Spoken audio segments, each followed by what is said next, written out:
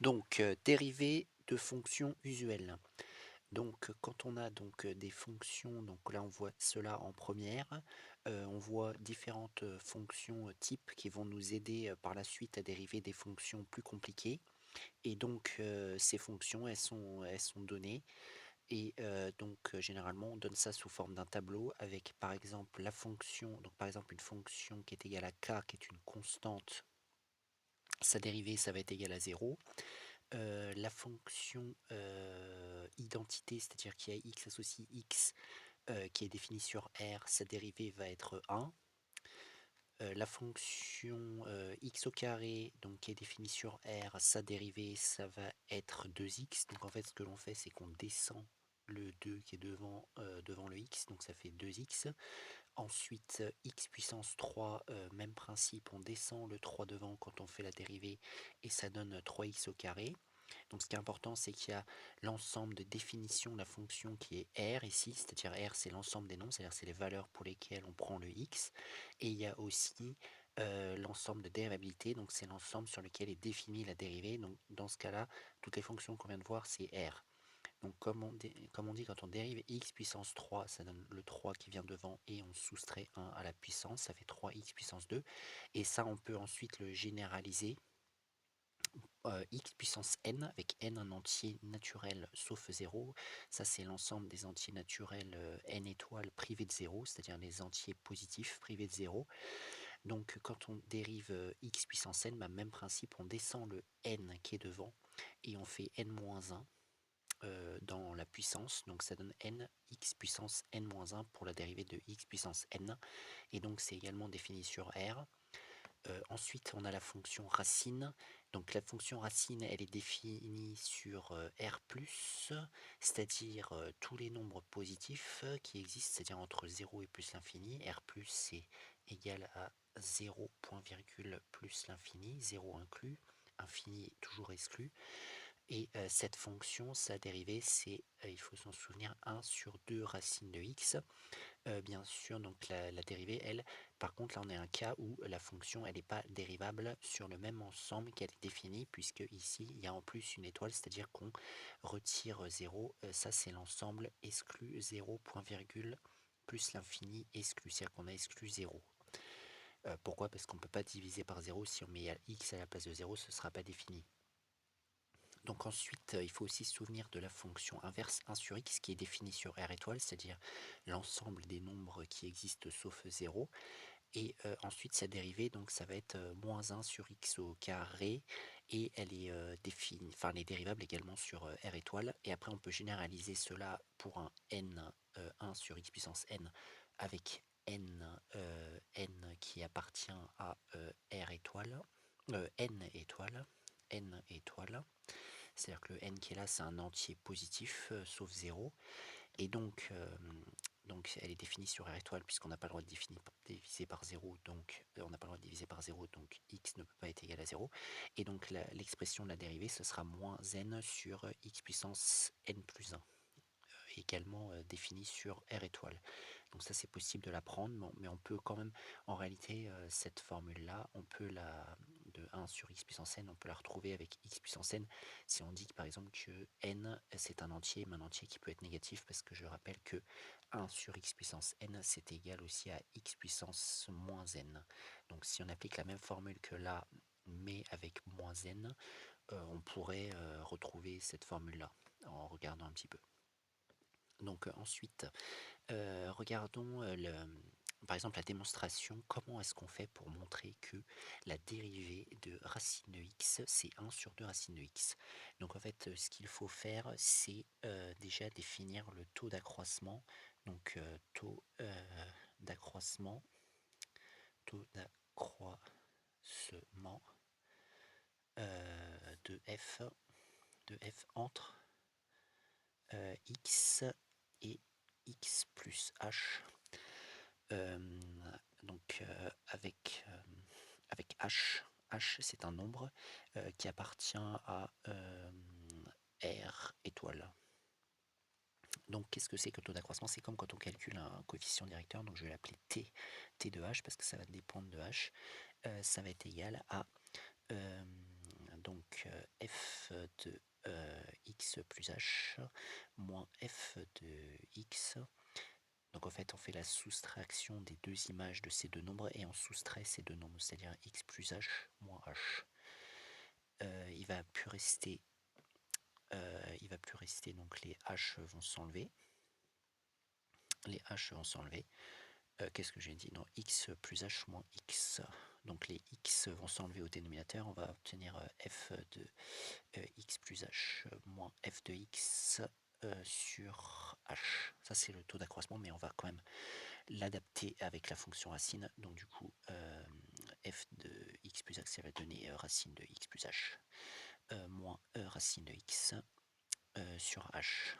Donc le but après, c'est de faire la limite de ce quotient. Le problème, c'est que si on fait la limite ici, ça va donner une forme indéterminée lorsque h tend vers 0, puisqu'on aura 0 au numérateur et 0 au dénominateur. Donc pour cela, on va multiplier par le conjugué en haut et en bas de racine de x plus h moins racine de x. Ça va nous donner racine de x plus h moins racine de x, enfin plus racine de x, le conjugué c'est la même chose sauf qu'on met un plus, racine de x plus h plus racine de x. Comme cela au numérateur, on va pouvoir appliquer une identité remarquable ici.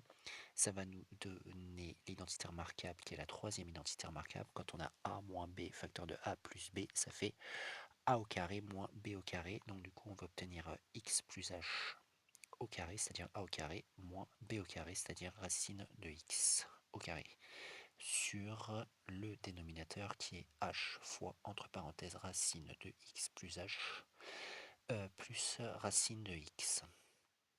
On continue le calcul parce que là, avoir mis au carré, ça va nous permettre de retirer la racine et on va obtenir x plus h moins x sur... Et au dénominateur, nous avons toujours h facteur de racine de x plus h plus racine de x, voilà, égal, et donc on voit que les x s'enlèvent ici et il ne reste plus que h en haut, mais il y a aussi h en bas. Donc du coup, ils sont en facteur en haut et en bas, on va pouvoir les barrer comme cela une fois que les x sont retirés. Du coup, en haut, il ne reste plus qu'un 1. Et en bas, il ne reste plus que racine de x plus h plus racine de x, voilà. Et cette limite, lorsque h va tendre vers 0, là on va pouvoir la calculer.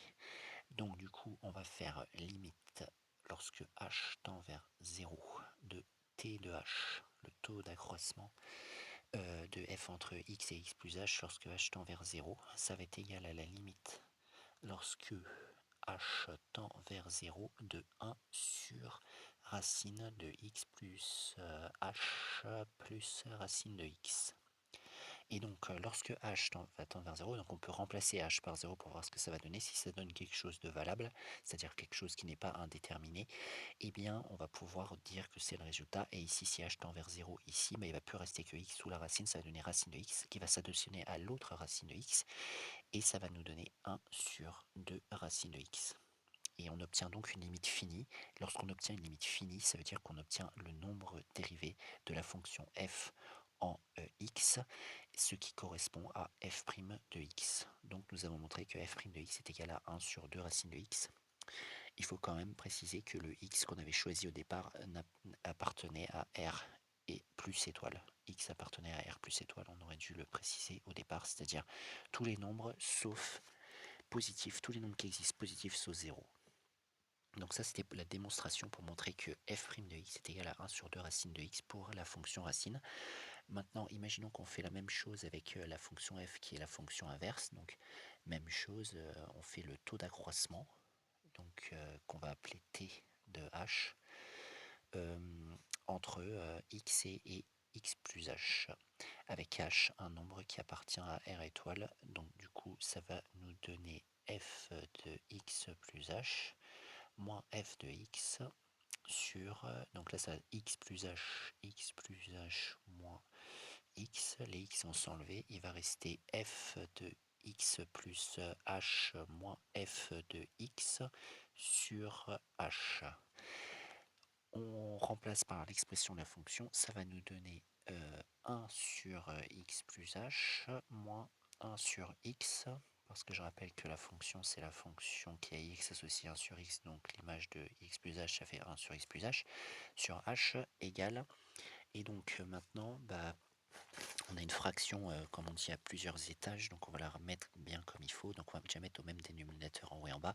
Ici, on va multiplier en haut et en bas par x, ça va donner x sur x facteur de x plus h, moins, et là on multiplie en haut et en bas par x plus h, ça va donner x plus h sur x facteur de x plus h. Le tout toujours sur h. Là, on est au même dénominateur ici en haut, donc on va pouvoir soustraire. Ça va nous donner x moins h sur x facteur de x plus h, le tout sur h. On va pouvoir appliquer la règle qui dit que diviser c'est multiplier par l'inverse. Donc là j'ai cette fraction qui est divisée par cette fraction. Donc je vais pouvoir multiplier par l'inverse de la fraction qui divise.